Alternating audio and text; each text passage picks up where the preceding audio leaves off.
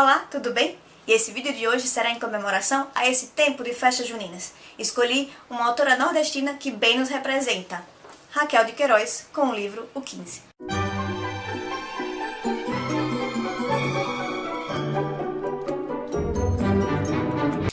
Quando a pessoa aqui gosta de um livro, olha só a quantidade de marcações que tem em apenas pouco mais de 150 páginas.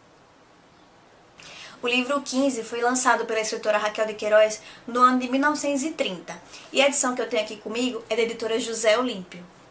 O mais assombroso desse livro é que, além de ter uma excelente escrita e figurar entre os clássicos da literatura brasileira de todos os tempos, ele foi o primeiro livro escrito pela autora Raquel de Queiroz, e ela tinha apenas 19 anos nessa época.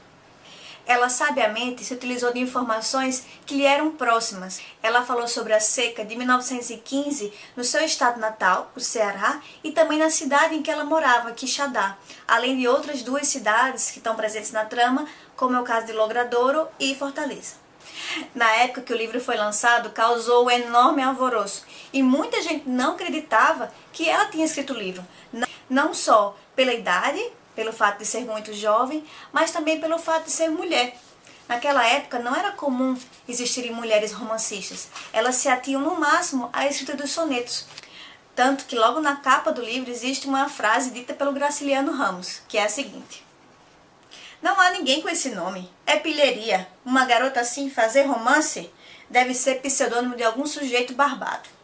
Mas não, Raquel teve uma educação privilegiada e desde cedo a sua mãe incentivava muito que ela lesse os clássicos internacionais. E de certa forma foi natural para ela escrever sobre a sua realidade e a de seu povo e falar sobre temas tão próximos como a miséria, a fome, o êxodo, a seca. E o narrador, assim como a seca, é seco, é impessoal. Ele não nos passa, não nos transmite emoção. A gente consegue captar as emoções através da fala dos personagens. No livro, nós somos apresentados a uma seca real, não uma seca romanceada. O próprio Mário de Andrade, quando fez a crítica do livro, também pontuou isso, que ela escreveu a seca na medida certa. Eu, leitora, enquanto nordestina e com raízes no interior, consegui perceber várias situações que me são familiares, como, por exemplo, a definição de inverno para o sertanejo, que é basicamente a estação das chuvas, a forte crença nos padroeiros e que com eles traz a esperança de chuva, como por exemplo o momento em que a gente se deita na rede, no alpendre e espera o mormaço passar. E a caracterização da simplicidade e da generosidade do sertanejo. Na própria escrita, ela evita utilizar palavras muito rebuscadas, ela é simples como o sertanejo também o é. E outro grande brilhantismo da escritora é de colocar o regionalismo no tom certo. Não ficou de uma forma caricata. Eu muitas vezes ri na leitura reconhecendo os costumes e o jeito de falar. Ela não se ocupa da crítica social e política do porquê existe a seca e do porquê ela nunca se resolve. Na verdade, ela conta duas histórias em paralelo. O primeiro núcleo é o de Conceição, uma moça solteira e culta que tem visões de mundo diferentes, com ideias sobre o feminino que vai de encontro aos ideais de sua avó e também do seu par romântico, que é o Vicente, que é primo dela e que mora na mesma cidade da avó, Logradouro. O outro núcleo trata sobre o êxodo de Chico Bento e sua família na época da seca de 1915 e todos os percalços por qual ele e a família sofreram. Nesse núcleo de Chico Bento, nós percebemos o quanto a fome e a desesperança mina não só o corpo do sertanejo, mas também mina sua alma e seus princípios. O quanto um sertanejo orgulhoso pode se diminuir a ponto de incorrer ao roubo, à violência ou à esmola. E o quanto é triste para eles abandonar a sua terra, abandonar a sua história e as suas origens.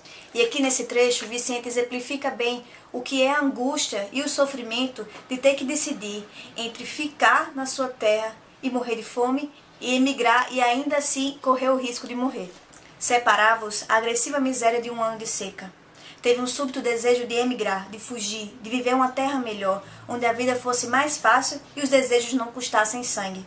Mas logo lhe veio a lembrança dos pais, tão velhinhos, que tudo esperavam deles. Evocou o que seria o desamparo da fazenda, vazia de seu esforço, o gado abandonado, tudo paralisado e morto, e pensou no seu isolamento na terra longínqua, no vácuo doloroso de afeições em que se iria debater o seu coração exilado. ela pontua levemente a dependência que os emigrantes têm para com o governo e para com as pessoas que os ajudam. No céu entra quem merece, no mundo vale quem tem. Eu, como tenho vergonha, não peço nada a ninguém, que me parece que impede ser cativo de quem tem.